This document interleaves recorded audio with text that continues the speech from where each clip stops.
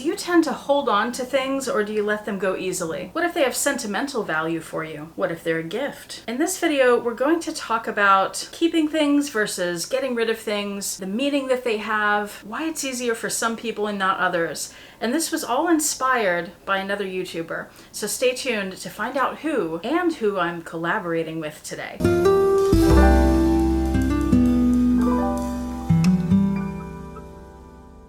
Hi YouTube, Autumn Beckman here. Welcome to my channel, or welcome back to my channel. My channel is all about luxury living on a budget, from high-end luxury handbags and small goods to the everyday luxuries of life. If that sounds interesting to you, please make sure you subscribe, click the bell notification icon to be notified when I post new videos, and be sure to like the videos that you enjoy. And one of the perks of subscribing to my channel is you get to see my community post on your YouTube homepage, where I post deals, discount codes, sales, and rare finds related to these beautiful things we love. My collaboration today is with Winnie of Winnie Bee LV. I will have her channel and hopefully her video linked below. Winnie has been doing a lot of lives on her channel. In fact, she just texted me, and I haven't had a chance to read it yet, but I saw the notification pop up on my computer down here. She just texted me about doing a live with her this week, which I won't be able to do because I already have some other obligations, but I have been considering doing one with her. They look like fun, but it also makes me a little nervous to think about being on there live, because if you guys saw what I film before it gets edited, it's not so good. It's not so good. So I don't know how entertaining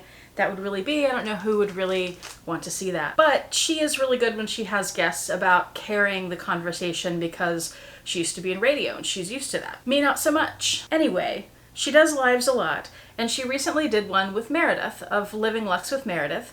And I didn't catch that live, but I got to see it later in the replay. And I tend to read the comment section while I'm watching the video. And of course, Dale of Dale's Addiction popped up, and she posed a question to Winnie and Meredith that was from her husband, Mr. Addiction. And he basically asked, if your husband bought a bag for you, would you keep it for sentimental value, or would you get rid of it if you didn't want it anymore? In that live, that led to a conversation about who keeps things and why, and a conversation around gifting and the meaning behind that, and also a conversation about sentimentality and what that means when we're thinking about possibly getting rid of something or keeping it because it's sentimental. And I thought that was really interesting, so I posed this idea to Winnie that we might do a collab, giving our own perspective and a little bit more depth on that topic. It's something I've thought about doing before, and this was just the perfect opportunity for it. I also want to work in, I got a comment months ago that I wrote down to do a video about, and I think it works better just talking about it in here, around the term gifting, which I have certainly used before in videos. Someone told me something like, basically that's not a real word, I wish people would stop saying that. So I looked it up, it is a real word, but the meaning of it has changed, or at least broadened. So when you look up the word gifting, it talks more about corporate gifting or inheritances. So for example, maybe you bequeath something to a university, you bequeath money, you make donations. That would be considered a gift in that sense. You're gifting money to an organization, and it could be while you're still alive too, or after your death. The other one is like an inheritance. You're gifting, it tends to be larger amounts of money that it relates to when you say you're gifting something to someone, or you were gifted. But it has come to mean smaller things. So I could be gifted a handbag, like I have been, from a company that wants to work with me on my channel. And I and lots of other people also use that in a more casual sense, where there's not a business transaction involved. Like for Valentine's Day, Paul gifted me a necklace, for example. So I don't know if anybody's even interested in that, but I thought it was interesting. I think language and vocabulary is interesting, so putting that out there. Now, for those of you who are still here and didn't get bored to death by that tangent, here's my perspective on the keep or not to keep, gifted, sentimentality, all that stuff conversation. Most of my life, I have been someone who has held on to things. It's been difficult for me to get rid of things. And I think that stems from a few things. Poverty mindset. I'm thinking about doing a whole video on that too, so let me know if you're interested in that. It's this whole concept around, basically around growing up poor, which can lead you to hold on to things because they're more difficult to replace, because you don't have the finances in place to replace things easily. I've also had a mentality most of my life about not being wasteful. It's bad for the environment, it's also bad financially. So I think those are the two main reasons that I've tended to hold on to things. But at this point in my life, it is a lot easier for me to get rid of things. And I can tell you exactly when the turning point was. Currently, we're in the third apartment that Paul and I have had together. The first apartment was a 2-bedroom, it was spacious, and this one is just like that. But the one that we had in between, our second apartment, was a 1-bedroom, and it was much smaller than either the first apartment or the one that we're in now. And we downsized to that smaller apartment because Paul had retired, and we didn't have a great sense yet of what his finances were going to be. So we wanted to be better safe than sorry. Let's know that we can pay the rent and not just hope that we can. So we downsized, and I got rid of so much stuff because we were moving into a much smaller space. And most of that I have never regretted getting rid of. And that taught me that when I get rid of things that I'm okay with at the time getting rid of, that I tend not to regret it. That situation has made it so much easier for me to get rid of things now. It totally shifted my mentality around it. It also helps that I'm in a much better financial situation than I was growing up. So it is easier for me to replace things now. And since then, I've been in the habit of every few months going through certain areas of my closet or in my room, wherever it may be, and doing a clean out. I actually did that in a closet earlier this morning. And in fact, that's part of the reason that the whole topic that we're talking about today is timely for me right now, because Paul and I, as a lot of you know, are planning to move to Oregon. So we have started the process of cleaning out some things in the apartment, thinning things down, getting rid of things, so that it'll be easier later to start packing. We're trying to really spread it out so we don't have all of it to do in a short amount of time. One thing that's difficult though, even though it's become a lot easier for me to get rid of things, is I love the look of a clean, minimalist, and uncluttered environment. I like that look. Look at a magazine and you're gonna see a lot of that in pictures of home spaces, or go into a model apartment and you'll see that it's not gonna be cluttered. But two things with that. One, that's not realistic. If you live in a space, it's going to have stuff going on. It's not gonna be that minimalist. Not in reality. Maybe on Instagram or something. Not reality. But second, I have a lot of interests, and my interests have a lot of supplies. I'm a teacher, I'm an artist, I have lots of different supplies for the different mediums I use: painting, drawing, photography. I love planners and notebooks. I have a ton of those. I have lots of accessories for those. YouTube, I 100% of the time have lights and this camera set up in my office here. That takes up a lot of space, makes it look more cluttered than it would if it wasn't in here and was just an office. Handbags, there are handbags everywhere. I have shelves and shelves that you don't even see in this picture, and a closet that has a bunch more shelves full of handbags. And part of that is for this YouTube job. So considering all that, it is difficult to have a non-cluttered space. But that also makes it easier for me to get rid of things that I haven't used. All of this has also affected my shopping, how much shopping I do.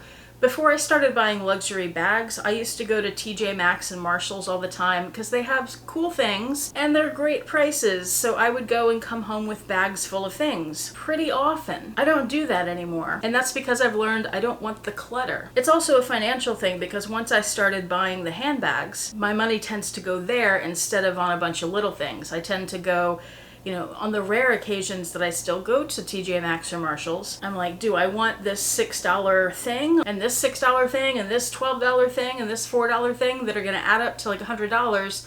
Or do I want to put that money toward my next bag or something else on my wish list? So in terms of me buying, not much stuff really comes into the house anymore. Where I do get things is when they're gifted. Birthdays, Christmas, especially Christmas, and a few other times a year, people will give me things. And this is where the conversation around keeping and getting rid of gets more challenging. I think Meredith talked about this some in her live, but she recently did a video where she showed what she got for her birthday. And she did a fantastic job in that video talking about the sentimentality and how much she appreciates the things that she's given. How somebody in her life or somewhere in the world can be somewhere or online somewhere, whatever it is, see something and it reminds them of her. And then to take the extra step to get that and give it to her means so much to her. And you could tell from watching the video how sincere she was about that. that it's really, as much as she might like the gift, it's so much more about the thought behind the gift and how meaningful that is to her. And I appreciate that, and I appreciate the sincerity behind it, and it's a great sentiment. I feel differently. I'll take the unpopular opinion here because what she said is how we're all taught we should feel, but I have a different take on that. I think a lot of this comes from poverty mindset again. Growing up where money was really an issue. When I'm in a situation where I'm receiving gifts or I know that someone is going to get me a gift like a birthday or a Christmas, I tend to make lists of very specific things and say, these are the things I would like. Now that takes some of the surprise factor out of it, and the surprise part is one of the most fun parts of getting gifts. But I don't want people's money to go wasted. I don't want them to spend their hard-earned money on something for me that I'm not going to use or that I don't like, and that I'll eventually get rid of. And that's where the lists come in. If you stick with my list, then it's safe and your money won't be wasted. Now that's not to say somebody can't buy something off the list and I would still love it and I didn't know about it or whatever.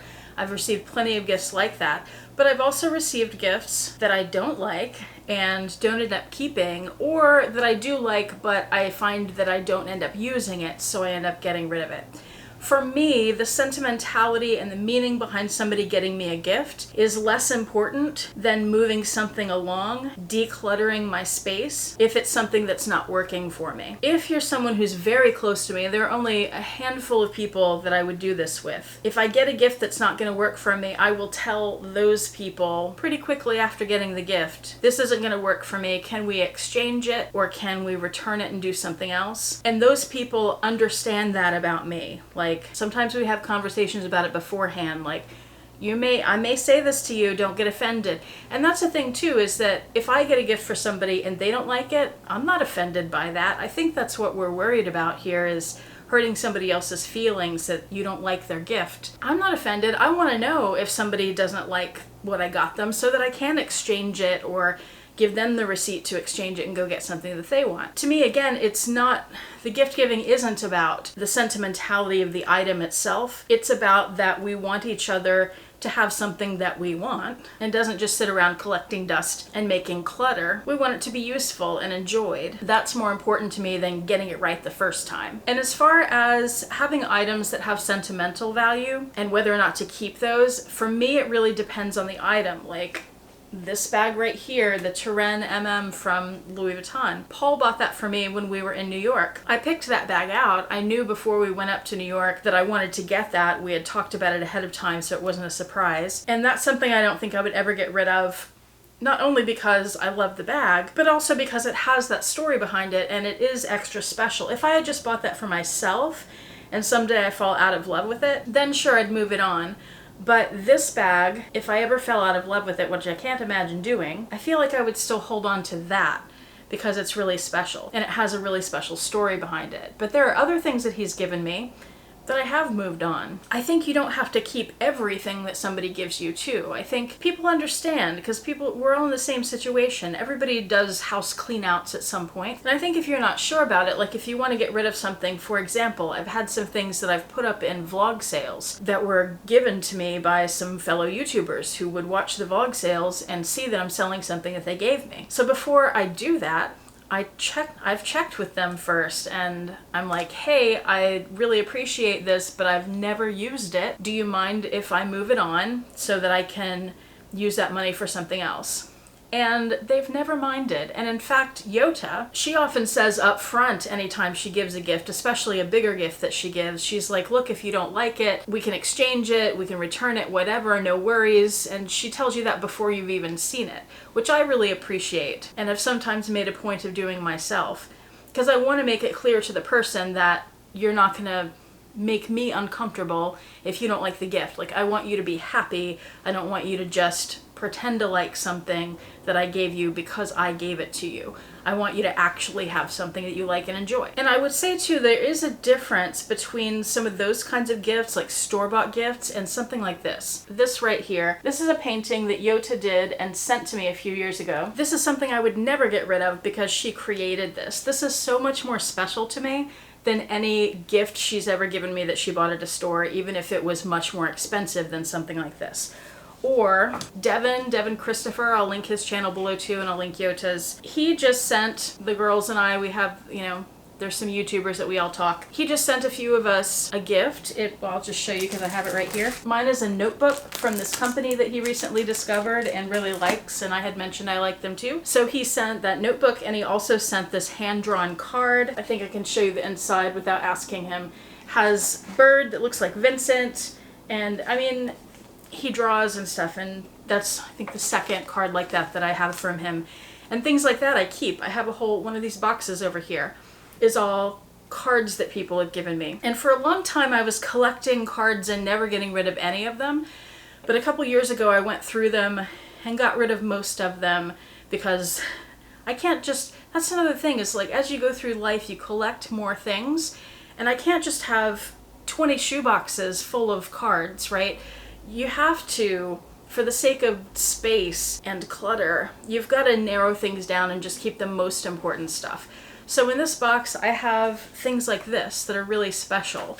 Or I have letters that my grandmother wrote to me when I was in college in her handwriting. Or cards that people in my family signed for my birthdays. Those mean a lot more to me than any gifts, any store-bought things. Just so you know, I'm not totally heartless. So what's your take on this? Are you a keeper? Or is it easy for you to get rid of things? Or is it somewhere in between? What do you prioritize so that you don't end up with a bunch of clutter? Or do you not mind it? If you try to be a minimalist, how do you do that when you have interests that require things or you receive things? How do you deal with getting a gift that you don't like or know that you won't use? I think this is a very interesting topic. I'm not sure how well I did explaining myself here, but I think you get the idea. And I would love to hear what your take on it is and what you do in your life. So leave that in the comment section below, please. And make sure, as soon as you finish writing your comment, that you go over to Winnie Bee LV's channel and check out her video.